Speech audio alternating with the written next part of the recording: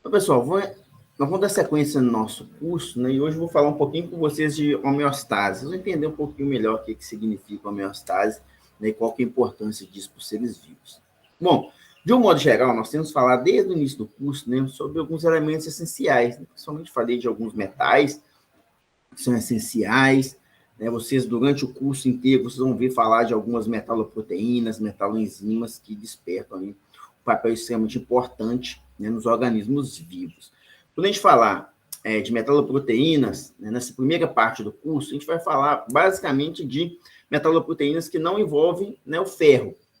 Na segunda parte, nós vamos falar especificamente de ferro, de metaloproteínas de ferro, e suas importâncias. Como é uma classe extremamente importante, né, as metaloproteínas de ferro, por isso que vai ser reservado um espaço, né, exclusivo para esse tipo de constituinte químico. Beleza? Bom, de um modo geral, gente, que a gente tem que falar desde o comecinho do curso, né, de elementos essenciais, né, como que nós sabemos ou definimos que um elemento é essencial ou se um elemento não é essencial, qual que seria, por exemplo, um prejuízo, no caso nós tenhamos um elemento essencial que estaria carente num organismo vivo, né, ou deficiente, ou também tem uma situação extremamente complicada quando um elemento essencial ele está, né, em quantidade muito grande, está numa concentração extremamente elevada. Isso aí pode causar uma toxicidade. Então, assim, o que nós temos discutido durante um curso, de certa forma, né, é que o elemento essencial ele tem que estar na concentração adequada dentro dos organismos vivos. Não pode estar nem faltando, nem sobrando. Então, tem que estar na concentração ótima. Bom, e para que um elemento essencial, ou de um modo geral, né, nos organismos vivos, como que os organismos vivos, né, conseguem, de certa forma, né, controlar a concentração ideal, né, de um determinado componente, né, químico dentro do nosso organismo? Bom, a situação que nós nos referimos que nós temos um elemento ou uma situação onde o nosso organismo, ou um organismo vivo, consegue controlar, de certa forma, a quantidade ideal, nós chamamos de homeostase. Então, a homeostase, de um modo geral, é extremamente importante, né, nos organismos vivos. De modo que os organismos vivos, por si só, eles desenvolvem mecanismos capazes de controlar a concentração adequada de alguns componentes químicos. Controlar algum efeito externo, por exemplo. É sabido, né, vocês já têm essa noção, que para o nosso organismo funcionar, existe um pH ideal, né, que é o pH do plasma sanguíneo, que é próximo ali do pH de 7, né, do pH neutro. Mas, claro, pode vir a acontecer em algum momento ou outro que o pH pode vir a ser desregulado. O que acontece? O nosso organismo, ou o organismo vivo, tem uma defesa para que não deixe esse pH variar. Então, por isso, desenvolveu o sistema de tampão, por exemplo. Né? E por aí vai. Então, de um modo geral, gente, quando a gente fala de homeostase, a gente tem que pensar o seguinte: quando você tem um organismo vivo, um ambiente externo sofre algumas mudanças abruptas, seja na concentração de uma determinada espécie, seja no pH, igual eu estou me referindo aqui agora, né? De modo que a composição do fluido corporal, ela, de certa forma, ela tenderia a ser alterada, os organismos, eles, de certa forma, desenvolvem mecanismos de manter essa composição, né, corporal, dos fluidos corporais, né, estática, para que isso não varie de uma maneira tão abrupta, assim, de certa forma. Então, isso, ou esse artifício, esse mecanismo, né, de manutenção do ambiente interno, né, vou pegar aqui de manutenção do ambiente interno do organismo, de manter esse ambiente estável, isso nós chamamos de homeostase, né, que é extremamente importante quando nós vamos nos referir, né, a os mecanismos, ou como que um ser vivo consegue manter ali, de certa forma, né, a concentração da espécie, né, desejada dentro do organismo vivo. Então, de certa forma, então, ele desenvolve, né, essa manutenção das espécies, né, principalmente quando nós estamos falando aqui dos elementos essenciais, dos constituintes químicos, nós podemos ver ou nós podemos observar que o organismo vivo, ele, de certa forma, vai fazer alguns processos que nós chamamos de processos regulatórios, né, para conseguir regular, né, a quantidade ideal, né, de um determinado componente, né, dentro do organismo. Como eu já mostrei para vocês lá, né, essa figura aqui já está um tanto quanto familiar para vocês, onde eu posso representar aqui, eu estou representando, de certa forma, uma curva de dose-resposta com um elemento essencial, onde, como eu já falei para vocês, né, o ideal é que esse elemento essencial ele esteja presente no organismo químico na concentração ótima, né, concentração onde ele atua ou exerce o papel de essencialidade, de modo que, se esse elemento estiver em pequena quantidade, isso pode causar, de certa forma, aí, até a morte do indivíduo, né, caso um elemento seja essencial. Se estiver faltando, você pode ter certeza que a vida daquele organismo ela não vai ser desenvolvida de uma maneira normal, né? Vai ter alguma normalidade aí. Então, né, com prejuízos, existem situações onde o elemento essencial ele está deficiente, e outro problema extremamente grande é quando você tem um elemento essencial que está aí, né, em grande excesso. E, claro, gente, para tentar, né, um organismo normal, para tentar, de certa forma, manter as condições, né, ideais, né, que é essa aqui representada aqui, né, que causa aí a vida saudável, para manter essas condições ideais, o organismo vivo, de certa forma, ele vai atuar de modo a manter essa concentração ideal. Isso aí é o que nós chamamos de homeostase. Então, isso é extremamente importante, né, nos organismos vivos. Eu me referi, né, desse termo aí. Aqui, só para vocês verem, eu tenho uma ideia, né, como seria, claro, cada elemento você vai ter um processo um mecanismo de homeostase específico, né? Obviamente, a gente não vai entrar em cada um dos elementos, né, aqui, mas é importante citar alguns para vocês aí, para vocês terem essa ideia, né? O objetivo nosso é que vocês tenham essa ideia geral. Por exemplo, aqui eu estou representando aqui como seria a homeostase do ferro, né? Lembrando que vocês já viram lá que o ferro é um elemento essencial, né? Ou seja, o nosso organismo precisa de ferro, né, para que você tenha um organismo ou um indivíduo saudável. Normalmente, aí, em termos de assimilar o ferro, né? Nós, os seres humanos, normalmente, nós assimilamos o ferro via alimentação. Então, assim, normalmente, a gente administra em torno de 10 a 20 miligramas de ferro por dia, né? Que é a dose diária, em média, aí, que o indivíduo ele obtém de ferro na alimentação. Então, ferro, você come parte dos alimentos, né? Principalmente, existem vários alimentos ricos em ferro, por carne vermelha, por exemplo, feijão, fígado, né, extremamente rico em ferro. Esse ferro ele é absorvido aqui no intestino. Observa aqui que apenas em torno de 10% do ferro ele é absorvido pelo intestino. Então, o ferro que é absorvido então pelo intestino, ele é transportado por uma proteína que chama essa aqui, ó, transferrina. Então, a transferrina transporta o ferro dentro do nosso organismo vivo. E aí distribui, né?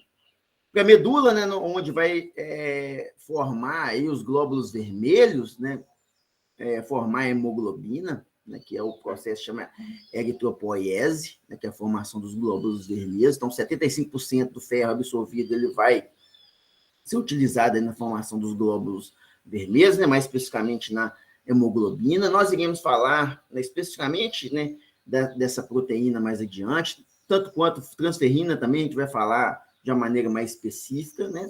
Eu só estou dando uma visão geral.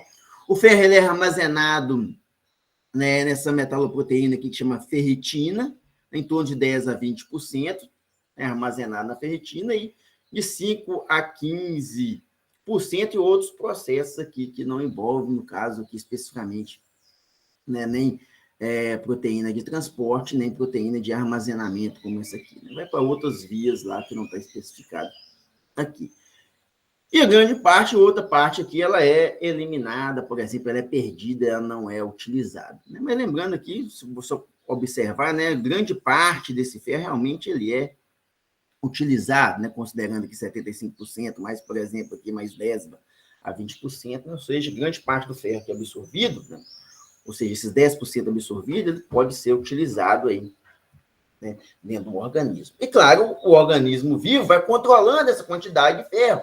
Né? Por isso que aqui, não, principalmente aqui na ferritina, que é a proteína responsável por armazenar ferro nos seres vivos, né?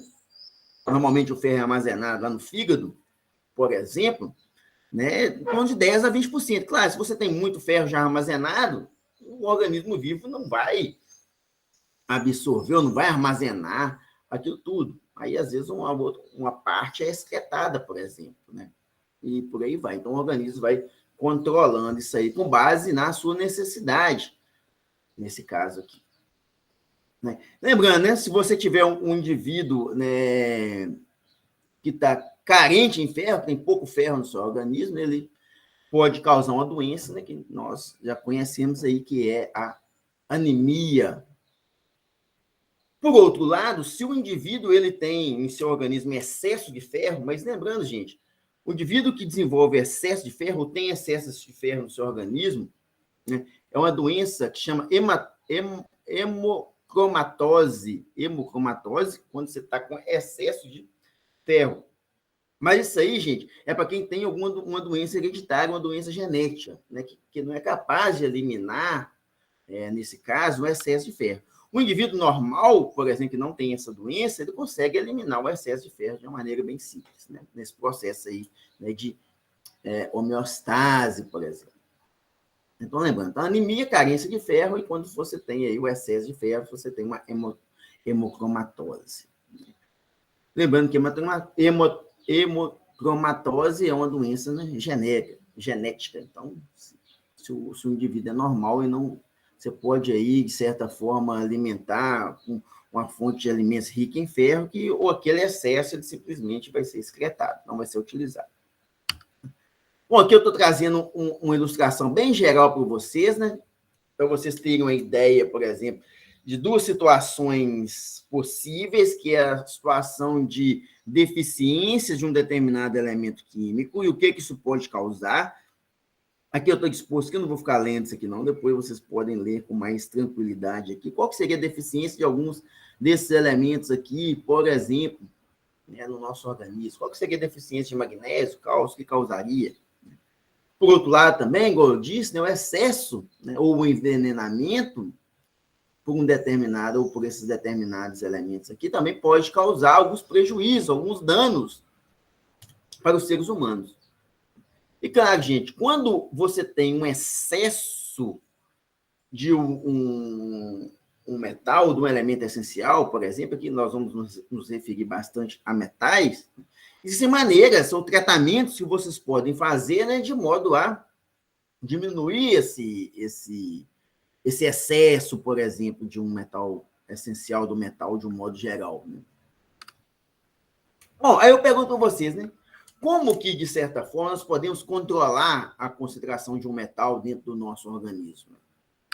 Bom, quando a gente vai falar de concentração, de controle da concentração, como que o organismo vivo, de certa forma, controla, né, a quantidade de elemento dentro dos tecidos, por exemplo, vocês têm que levar em consideração, de certa forma, né, a constituição, né, das células, constituição dos tecidos. Quando a gente fala de uma célula, né, nós temos que pensar nas membranas celulares. Por quê? Porque a partir, ou é através das membranas celulares, que vai acontecer o quê? O fluxo de íons, ou o fluxo de um elemento essencial. Então, vai ser com base nisso aí, se um tecido ele absorveu um elemento essencial, aquele elemento essencial tem que atravessar o quê? A membrana celular. Então, é extremamente importante nós termos uma ideia, né, de como que está a disposição, né, como que é a constituição da membrana celular, de um modo geral. Né? Lembrando aqui que a membrana celular ela é formada por uma bicamada lipídica, né, que é bem, para muitos de vocês aí já está um tanto quanto familiarizado, onde você tem que a bicamada lipídica, você vai ver aqui que você tem a parte hidrofílica, uma parte hidrofóbica e uma parte hidrofílica. Né? E, interessantemente, diferente do que muitos de vocês provavelmente já devem ter estudado, a membrana celular não é formada simplesmente por uma bicamada lipídica, não, gente. Lembrando, então, que incrustada, né, ou incorporada na bicamada lipídica, você tem algumas proteínas que nós chamamos de proteínas de membranas. Essas proteínas de membrana, gente, na grande maioria das vezes, vai conseguir fazer com que ocorra o fluxo de espécies químicas, não só de íons, por exemplo. Eu estou falando de espécies químicas de um modo geral, não só compostos inorgânicos, mas também algumas moléculas orgânicas, alguns receptores, por exemplo. Então, é extremamente importante nós observarmos, ter essa noção de que incrustada ou incorporada na bicamada lipídica, nós temos aqui as proteínas de membrana. Aqui está a representação aqui de uma proteína de membrana, que nós chamamos. Que está aqui incrustada aqui nessa bicamada lipídica e desenvolve um papel extremamente importante. Né? Algumas dessas proteínas de membranas podem atuar como canais, né, ou bombas. Não, vamos falar mais adiante o que seriam essas bombas. Muito comum a bomba de sódio e potássio. Vocês já devem ter ouvido falar em bomba de sódio e potássio, que desempenha um papel extremamente importante dentro dos organismos vivos, principalmente os processos de fluxos de íons, por exemplo. Né? Bom, e quando a gente fala, então, quando eu estou falando para vocês de fluxo de... Basicamente aqui não vamos falar fluxo de íons, porque nós vamos trabalhar aqui com os elementos essenciais, ou metais essenciais, de um modo geral, né? Quando a gente fala de fluxos, né, ou desse percurso através das membranas, existem dois tipos desses íons, por exemplo, passarem através da bicamada lipídica. Pode ser o transporte ativo. O transporte ativo, gente, é um tipo de transporte que requer energia. Ou seja, se você passar um íon, né, através da membrana via transporte ativo, você vai ter que gastar energia para fazer esse processo. Eu vou mostrar mais adiante alguns exemplos para vocês, vai ficar mais claro. Lembrando, sempre quando você tem um processo de transporte que requer energia ou que há gasto de energia, nós temos o que nós chamamos de transporte ativo. Por outro lado, outro tipo de transporte que nós podemos ter é chamado de transporte passivo. O transporte passivo, gente, não há gasto de energia. Ele ocorre no sentido gradiente de difusão, por exemplo, no sentido gradiente de concentração. Ou seja, no transporte passivo, né, a migração do íon ela ocorre basicamente por difusão, né, onde vai do meio, por exemplo, mais concentrado, menos concentrado. Então, esse é o processo de difusão, né, onde o íon, então, segue o gradiente de concentração. Ao seguir esse gradiente de concentração, então ele vai do meio mais concentrado e migra para o meio menos concentrado. Esse é o transporte, nós chamamos de transporte passivo. Ele não requer energia, porque isso acontece naturalmente, né, através ou a partir do gradiente de concentração. Bom, e normalmente esses íons, ao se adentrar, né, na célula via transporte passivo, eles utilizam, né, como fonte ou como canais, né, alguns ionófilos. Eu vou mostrar para vocês o que são ionófilos. Né? São ligantes capazes de transportar esses íons através da membrana celular. Né? Do meio, por exemplo, extracelular, que é fora da célula, para o meio intracelular, ou vice-versa. E, claro, no transporte passivo vai depender do fluxo, né, ou do gradiente de concentração. Bom, de um modo geral, então, quando você fala em biologia, né, de um modo geral, o transporte ativo é aquele que você precisa de energia. Normalmente, em biologia, a energia vai vir na forma de ATP, que é adenosina trifosfato, ou trifosfato de adenosina. O ATP, então, é quebrado em ADP, que é adenosina de fosfato, ou de fosfato de adenosina, mais fosfato, ou fósforo inorgânico, em alguns livros vocês vão ver o PI, que significa fósforo inorgânico, simplesmente o fosfato, mais energia. Então, toda quebra de ATP, você gera ADP, fosfato e energia. Então, esse é o processo, ou envolvimento de energia dentro de uma célula, ou dentro de um ser vivo, né, se dá via ATP. Então, é extremamente importante. Então, sempre quando vocês forem olhar algum processo, algum transporte ativo, por exemplo, ou seja, envolve energia no sistema, essa energia vai ser produzida a partir da quebra do ATP. Bom, só de um modo geral aqui, algumas enzimas que catalisam o ATP são chamadas de ATPases. Normalmente, elas ocorrem, são proteínas de membrana. Existem várias famílias de ATPases, né, que são capazes aí de, por exemplo, catalisar as reações de ATP. Né? Claro, está ilustrado aí, tem mais de 120 tipos diferentes, né, de ATPases. Então, obviamente, a gente não vai entrar nesses detalhes aí, a gente só vai falar, né, bem de um modo bem geral. Né? Só que para vocês, quem já fez bioquímica, né, vai ver que esse ciclo aqui, que é o ciclo de quebra, por exemplo, do ATP. Então, você tem aqui o ATP, né, que é adenosina trifosfato.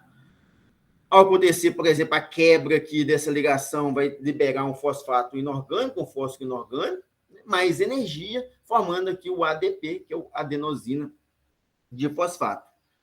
Claro, para voltar, então, para produzir o ATP, você precisa de energia, fornecer energia para o sistema, mais o fosfato, e você gera aqui nesse ciclo aqui, né, mostrando o envolvimento da energia aí dentro desses sistemas. Bom, um processo aí muito comum, né? Claro, gente, igual eu falei com vocês, você está de um modo bem geral. É um processo muito comum, extremamente importante, que envolve o transporte ativo, ou seja, aquele que tem um envolvimento de energia, são o que nós chamamos de canais de cálcio, né? Ou as bombas de cálcio. O que acontece?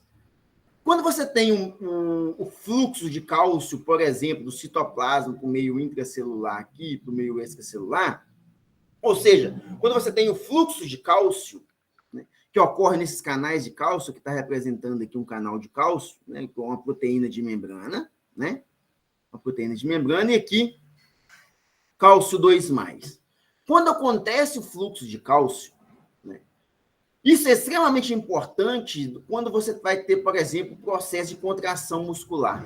Então, o fluxo de cálcio dentro por exemplo, dos músculos é capaz de exercer ou capaz de gerar ali impulsos elétricos responsáveis pela contração dos músculos ou relaxamento dos músculos.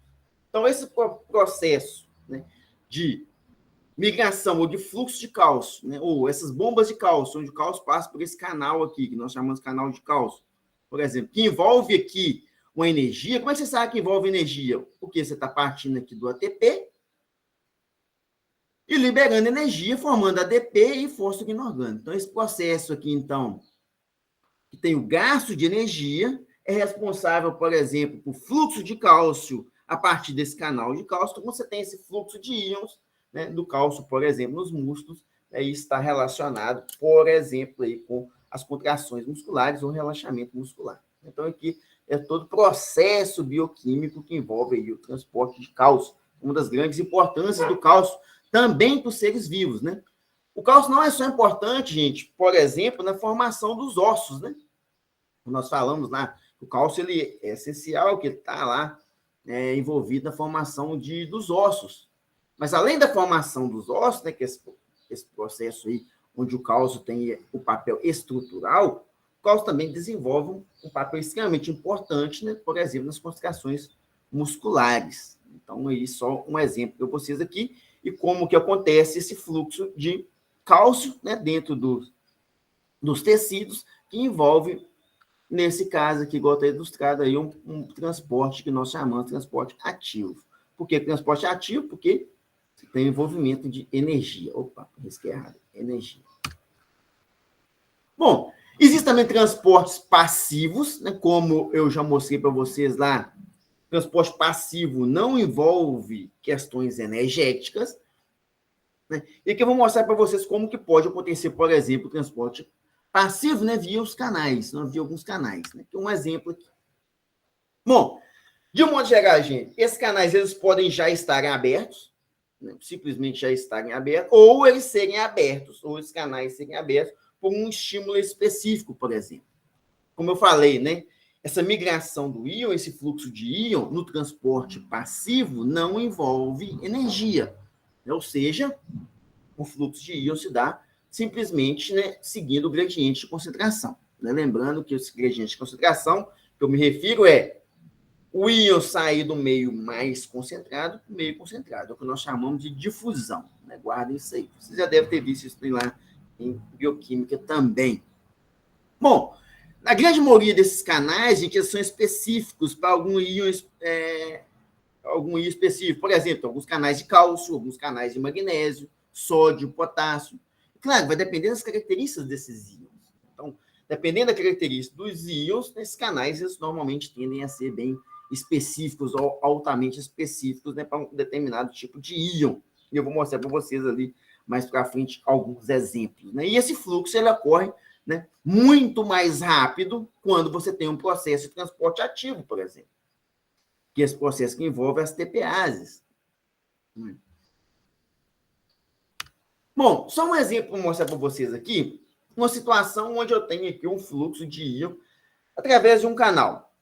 Aqui nesse caso aqui, eu vou mostrar para vocês um canal que, a princípio, ele estava fechado e ele foi aberto via um estímulo específico. Né? Aqui está um processo que envolve, por exemplo, né, o fluxo de íons nos neurônios dessa forma. Bom, aqui você tem um neurônio aqui, né? E ligando ao mesmo, nós temos aqui um receptor, né? Aqui é o receptor de acetilcolina e aqui acetilcolina. Uma vez que a acetilcolina se coordena, ou se coordena, você vai falar se coordena, se liga nesse canal aqui, ou nesse receptor aqui, ó, liga uma, liga duas. Ao se ligar a segunda, o que é que vai fazer? Vai fazer com que esse canal aqui seja aberto. Então, ao se ligar, ou quando a acetilcolina se liga a esses receptores aqui de acetilcolina, né, das células nervosas, dos neurônios, faz com que esse canal ele seja aberto naturalmente, né? Ou seja, foi induzido por esse receptor. Ao abrir esse canal aqui, você vai ver que vai formar uma espécie aqui de um canal aberto capaz de permitir esse fluxo de íons do meio mais concentrado, que é o extracelular, para o meio menos concentrado, que é o intracelular.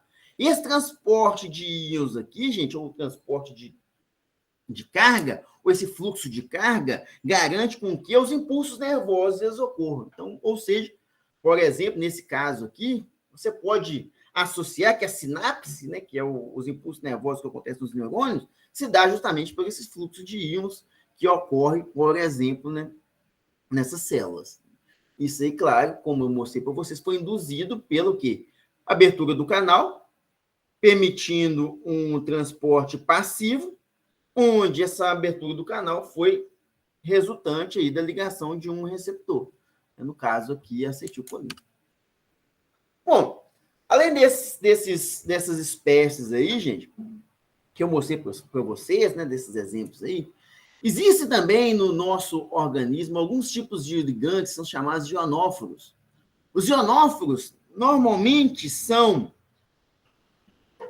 moléculas que apresentam, ou seja, que estão incrustadas ou que estão ali dentro da membrana, estão ali inseridas dentro da membrana celular, capaz de permitir a coordenação com alguns íons.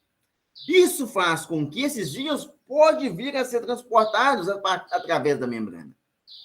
Por exemplo, se vocês forem olhar aqui a bicamada lipídica, né, que você tem aqui a parte, né, como eu já disse para vocês, hidrofílica, e essa parte aqui é hidrofóbica.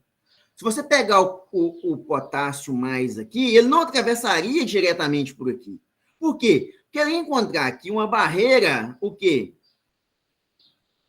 Uma barreira lipofílica ou hidrofóbica, ou seja, que repulsaria íons carregados.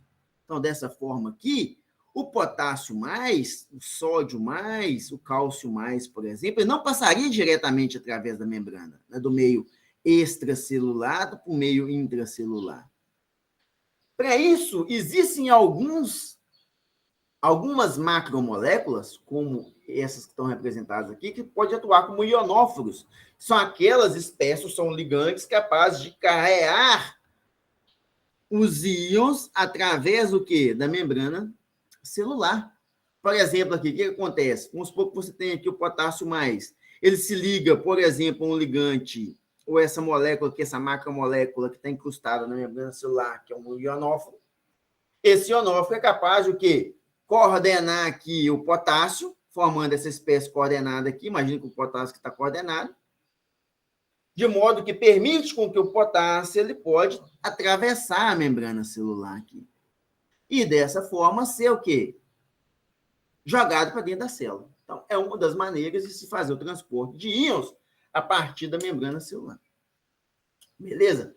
Onde, nesse caso aqui, da mesma maneira, envolve o transporte o quê? Passivo, que não envolve energia ou gasto de energia aqui. Foi simplesmente um processo de coordenação e descoordenação ali. Não envolveu nenhuma ATP, nenhuma energia na forma de ATP, por exemplo.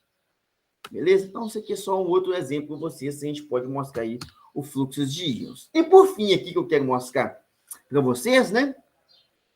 Por fim, que é não menos importante, como que funciona, por exemplo, a bomba de sódio e potássio? Da mesma maneira, gente. Para que serve a bomba de sódio e potássio no nosso organismo? Justamente para regular a concentração de sódio e de potássio no meio extra e intracelular, por exemplo. Esse fluxo de íons. O fato de você ter, por exemplo, esse gradiente de concentração, essa diferença de concentração desses íons, você vai gerar, por exemplo, uma diferença de potencial. Uma diferença de potencial, você resulta, ou pode resultar ali, por exemplo, no impulso elétrico. Então, muitos dos impulsos elétricos que também existem dentro dos organismos vivos, né, são influências, né, da bomba de sódio e potássio, por exemplo. Bom, aqui tem uma ilustração da bomba de sódio e potássio, como que ela atua, mas adiante eu vou mostrar aí para vocês uma ilustraçãozinha que vai ficar mais claro para vocês aí, né, de certa forma. Então, a ideia, então, da bomba de sódio e potássio é manter as concentrações ideais, né, dos dois íons de dentro e fora da célula, por exemplo. Vamos lá, vou pegar aqui um videozinho, peguei no YouTube aqui, só para vocês. Vamos lá, então aqui eu tenho a bomba de sódio e potássio. Vamos ver aqui. A bomba de sódio e potássio. Bom, vamos lá, se a gente observar aqui e olhar aqui, aqui eu tenho, então, a bicamada lipídica, né? Aqui, ó, parte hidrofílica, parte lipofílica e a parte hidrofílica, né? Bicamada lipídica. Aqui eu tenho a bomba de sódio e potássio. Bom, o que eu posso mostrar para vocês, o que vocês podem observar na bomba de sódio e potássio aí? Você tem, então, uma região aqui capaz... Está travado aí, não tá?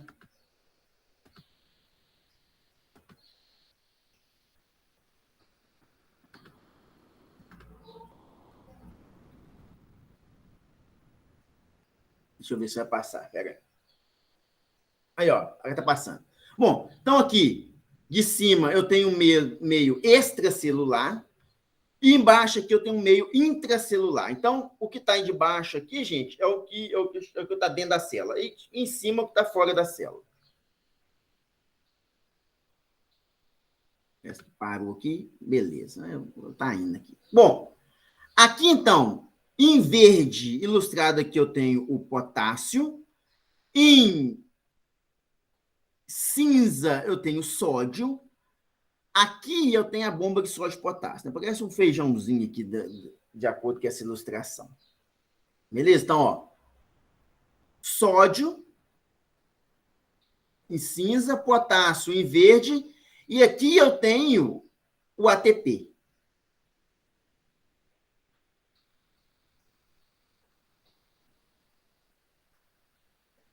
Eu achei que essa ilustração ia rodar, mas não rodou.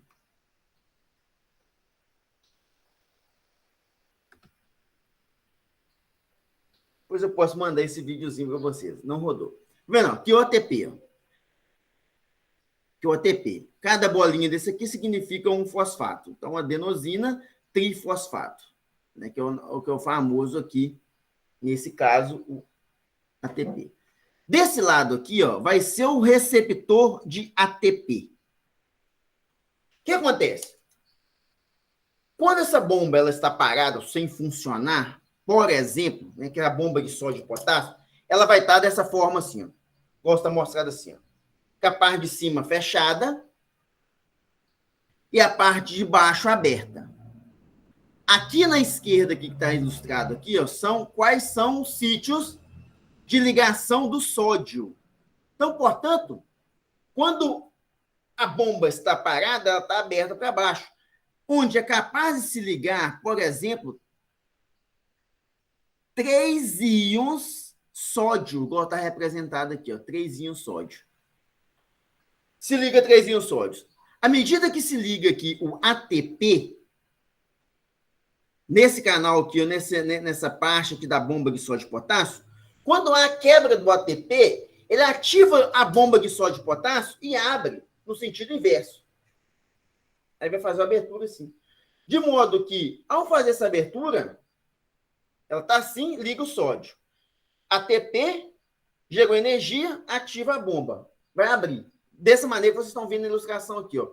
Ao abrir essa bomba, o sódio vai ser eliminado e o potássio que está no meio extracelular vai se ligar no receptor. Olha lá, ó. Abriu. Ao abrir, olha lá, o que acontece? Ao abrir, se liga ao receptor de potássio, de modo que vai fazer, então, com que o potássio entre para dentro da célula. Beleza? Então, isso aí é o processo da bomba de sódio e potássio. Joga sódio para fora, para o meio extracelular e coloca olha lá, o mecanismo ali, ó. Quebrou, ativou.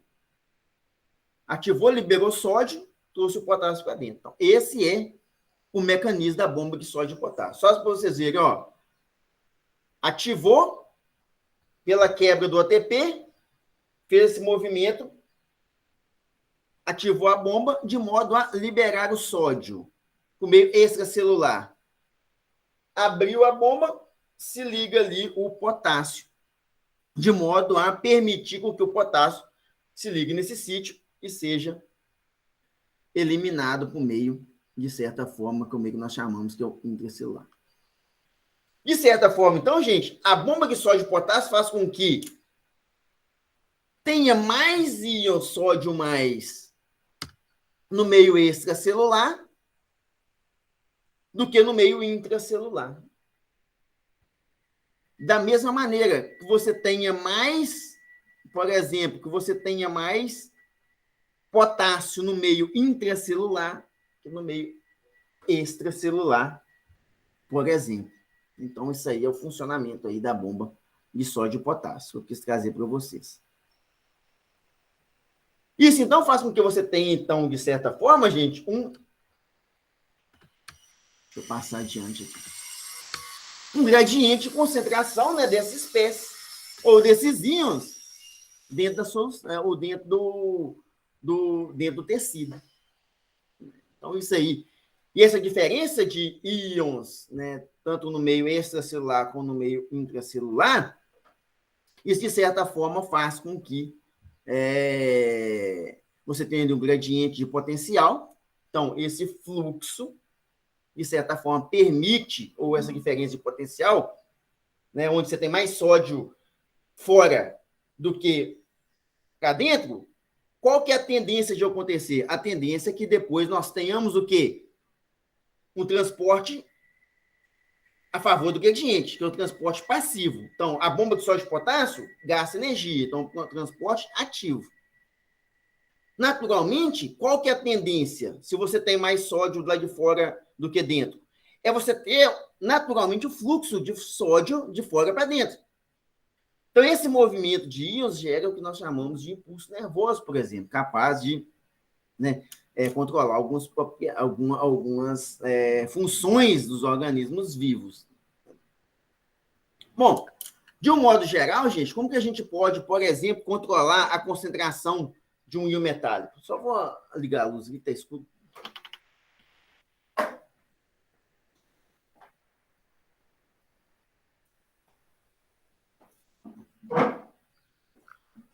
Bom, claro, o nosso próprio organismo vivo, né? O nosso organismo, ele já consegue, de certa forma, né?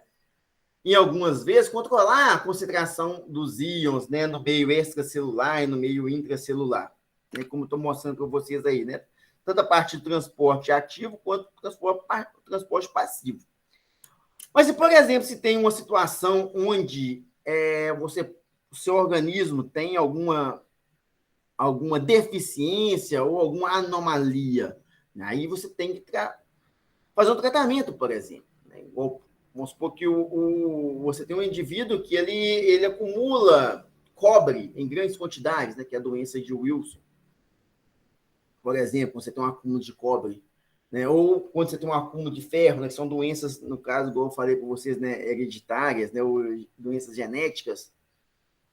Como que a gente pode controlar, por exemplo, nesses casos, a concentração de um íon metálico? Aí nós utilizamos uma parte da química bioinorgânica, que já entra na química bioinorgânica medicinal, que é o que nós chamamos de quelatoterapia. Que é usar, por exemplo, agentes quelantes, tal como esse representado aqui, para capturar o excesso de íons dentro do organismo.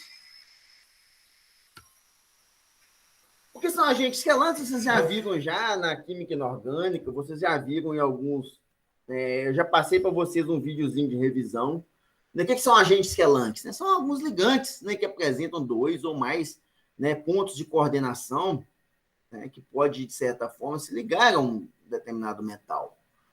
E é baseado nesse comportamento que a gente pode desenvolver, né, os agentes quelantes utilizados na quelatoterapia. Então, o que tem sido feito nos últimos anos e tem sido estudado, a gente é obter, né, agentes quelantes ou ligantes capazes de serem seletivos a alguns metais. Não basta só ser agente quelante, mas tem que, por exemplo, ser um ligante específico a cobre, por exemplo, ferro, ou específico a chumbo. Aí nós temos que usar, né, do nosso conhecimento em química inorgânica. Então, assim, um dos grandes avanços que tem sido feito nos últimos anos é obter agentes quelantes específicos. Aí, para isso, a gente, né, utiliza o nosso conhecimento básico. Só de observar, por exemplo, as características dos complexos que podem vir a ser informados entre o agente quelante e o metal, nós podemos, de certa forma, propor, né, se há a formação de um complexo, sim ou não, se esse complexo vai ser estável, sim ou não. Então, a gente pode, então, utilizando o nosso conhecimento de química inorgânica, propor se aquele agente quelante ele é ideal para eliminar aquele metal que está em excesso. Aqui eu só estou mostrando para vocês um exemplo aqui do EDTA, esse aqui é um agente quelante muito conhecido. Aí eu vou falar para vocês aqui, se eu estou intoxicado, por exemplo, com ferro 3+, este ligante, ele é ideal para sequestrar ferro 3+? O que você normalmente vai ter que olhar? Vai ter que olhar a afinidade desse ligante, né, do EDTA, né, que esse ligante está listrado aqui. Se esse ligante ele é adequado para capturar ferro 3+. O que você vai olhar? Olha, por exemplo, a constante de formação. A constante de formação vai nos dar, né, informações importantíssimas sobre se aquela coordenação tende ou não a ocorrer. Se aquele complexo tende ou não a ser formado. Onde? Se você tem uma situação onde a constante de formação é muito alta, muito elevada, significa que aquele complexo formado ele é muito estável. Então, portanto, se o complexo formado é estável, isso, de certa forma, nos ajuda a propor se aquele ligante ele é adequado ou não para sequestrar um determinado metal que está ali em excesso no seu organismo. Se você for ver aqui, por exemplo, esse ligante em relação à prata mais, a constante de formação é da ordem de 10 elevado à sétima, né, que não é tão alta, se for ver aqui, à medida que você vai modificando o centro metálico. Por exemplo, aqui, cálcio, você tem muito cálcio no seu organismo. A constante de formação é na ordem de 10 elevado à décima potência, 10 elevado a 10. Se você for pegar o ferro, no caso que o ferro 3+, olha só, a constante de formação da ordem de 10 elevado a 25. Ou seja, o complexo de ferro 3 é muito mais forte do que o complexo de cálcio 2+, por exemplo. Então, dessa maneira, né, o EDTA prefere se ligar a ferro 3+, do que a cálcio 2+. Então, dessa forma, nesse caso aqui, por esse caso específico, talvez o EDTA seria um ligante adequado, no caso, para combater ali o excesso de ferro 3+, dentro do organismo. Mas vou mostrar mais adiante para vocês que têm sido desenvolvidos outros ligantes extremamente importantes e muito seletivos. Bom, e uma das estratégias que tem sido desenvolvidas nos últimos anos, principalmente em relação à química básica envolvida aí, é, por exemplo, usar as características ou a natureza das espécies com relação à sua dureza e maciez, onde, como vocês já viram, ácidos duros, como esses aqui, ó, tendem a se combinar com o quê? Bases duras. Base dura. Essa é a teoria de ácido-base de Pearson. Enquanto, quando você tem um ácido macio, um cádmio, mercúrio, paládio, por exemplo, ou seja, quando você tem intoxicação com esses metais pesados aqui, ó, que são ácidos macios, normalmente, então, é conveniente utilizar o quê? Uma base macia. A base macia. Então, essa aqui é uma estratégia que tem sido muito utilizada nos últimos anos. Utilizar, além, né, do efeito quelato, que pode ter envolvido ali, envolver também um pouquinho da teoria de ácido-base de Pearson. Uma zoeira aqui, mas é terrível. Bom, só para finalizar, então, vou mostrar para vocês alguns exemplos, né, práticos que têm sido desenvolvidos. Alguns agentes quelantes que são comercializados, de fato, e são utilizados aí na medicina, né, na quelatoterapia. Um exemplo é esse ligante aqui, né? Observa que esse é o nome dele é o dimercaprol, que é esse ligante aqui. Observa que tem aqui um centro de coordenação macio, um centro de coordenação macio, por exemplo, e aqui duro. Normalmente, este ligante ele é utilizado para eliminar intoxicações com arsênio, chumbo e mercúrio, principalmente chumbo e mercúrio, que são o quê? Ácidos macios, onde a coordenação do centro metálico se dá via enxofre, metal-enxofre, por exemplo. Né? E forma esse complexo aqui, ó, metal ligado a enxofre. Claro que perde esse hidrogênio aqui em solução, ele vai se coordenar com S- e S- aqui. Uma característica muito interessante desse ligante é o seguinte, gente. Estudos revelam que essa parte aqui não se coordena ao centro metálico. Ela fica exposta. Mas essa parte aqui é extremamente importante. Importante porque, como vocês estavam vendo aqui, o OH representa nessa molécula aqui uma parte hidrofílica, ou seja, tem afinidade com água. Dessa maneira, ao se formar esse complexo aqui, o fato de você ter um OH livre faz com que o complexo formado seja solúvel em água. Então, o complexo formado é solúvel em água. Se é solúvel em água, isso faz com que o complexo contendo metal pesado seja facilmente excretado pela urina. Então, essa foi uma estratégia muito bem elaborada para esse fármaco aqui, onde o mesmo é seletivo para metais pesados, né? Ou seja, ácidos macios, pelo fato de ter esse enxofre, as coordenadas do centro metálico, e tem ali, além disso, um OH capaz de deixar o complexo formado, né, hidrossolúvel, que pode ser excretado pela urina. Qual que é a estrutura proposta? que eu já mostrei adiante aqui, seria a coordenação com o bidentado, nesse sentido aqui. Outro ligante também utilizado na quelatoterapia, muito utilizado, é a depenicilamina, que é esse mostrado ali, ó, cujo nome comercial, em alguns casos, vão ver como esse aqui, ó, Crupipen, Crupine, Cuprine, e por aí vai. É que essa espécie aqui, esse aminoácido, aqui que é a depenicilamina. A depenicilamina, como você pode ver aqui, gente, como o nome diz aqui, Cupren, é utilizado, por exemplo, né, para pessoas que têm a doença de Wilson.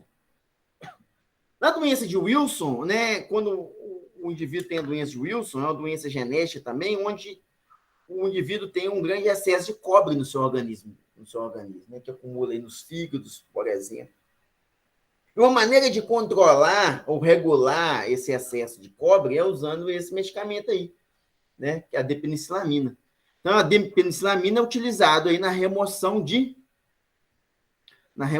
cobre 2. Em alguns casos, também pode remover alguns metais pesados também, como no caso aqui, mercúrio e chumbo. Né? Qual que é a estrutura proposta que vocês acham aqui? Bom, só para vocês terem uma ideia aqui, né? Alguns artigos mostram que a coordenação do cobre ocorre via esses dois átomos aqui.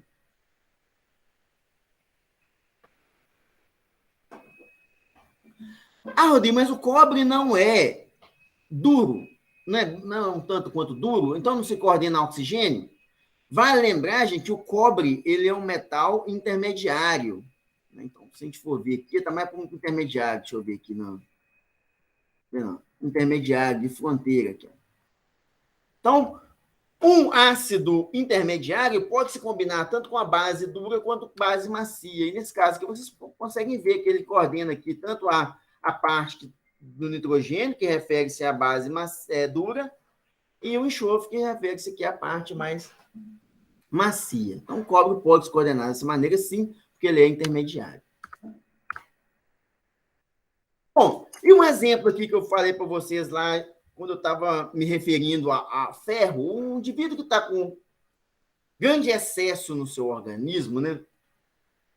E você precisa de controlar a quantidade de ferro, você utiliza esse ligante aqui ou esse fármaco aqui para combater ou para eliminar o excesso de ferro, que é o desferal. Esse aqui é o fármaco, né, da Novartis, né, utilizado aqui nos indivíduos que têm excesso de ferro no seu organismo. Obviamente, esse aqui é um ligante que foi desenvolvido, né, diferentemente do EDTA. O EDTA, a gente tem um problema muito grande, que ele não é muito seletivo. Né? Então, ele se coordena aí a diversos metais e, inclusive, metais essenciais, às vezes, são eliminados sem necessidade. Então, dos agentes quelantes que têm sido utilizados para eliminar ferro, esse aqui, que é o desferal, né, que esse ligante aqui que tem essa estrutura aqui, ele tem sido utilizado mais amplamente aí na medicina, por esse caso, e tem umas características interessantes, que ele é um tanto quanto mais seletivo, por exemplo, a ferro, no caso aqui, ferro 3. Podendo também, em alguns casos, né, remover alumínio 3 mais também. Né? Então, mas, obviamente, a grande aplicação disso aí é mais para remoção de ferro. Mas, claro, se o indivíduo estiver intoxicado com alumínio também, né, é uma estratégia a ser utilizada. Qual é a estrutura proposta? A estrutura proposta já está representada aqui na direita. Aqui vocês podem ver aqui um complexo formado por número de coordenação igual a 6, né? Portanto, é um complexo octaédrico. Como vocês podem ver aqui, o número de coordenação igual a 6. 1, 2, 3, 4, 5, 6. Então, um complexo octaédrico. Outros agentes utilizados, mas utilizados, né, de uma maneira mais comedida, principalmente pelo fato de serem menos seletivos. Você tem, então, aí o EDTA, que é esse ligante aqui, que ele tem sido bastante utilizado nos últimos anos, né, quando você tem alguns problemas, como intoxicação com chumbo, estronço radioativo, cobalto, manganês e cálcio também. Né? Então, esse ligante aqui, claro, igual eu falei, ele é utilizado de uma maneira mais comedida, justamente pelo fato de ser menos seletivo. É claro, Né? Qual é a estrutura proposta? Como vocês podem ver, vocês têm aqui 6 pontos de coordenação, então os complexos formados são complexos octaédricos, né? Ou H, que nós chamamos aí. Olha lá, octaédrico, número de coordenação igual a 6. O que eu tinha que mostrar para vocês, gente, em relação a essa questão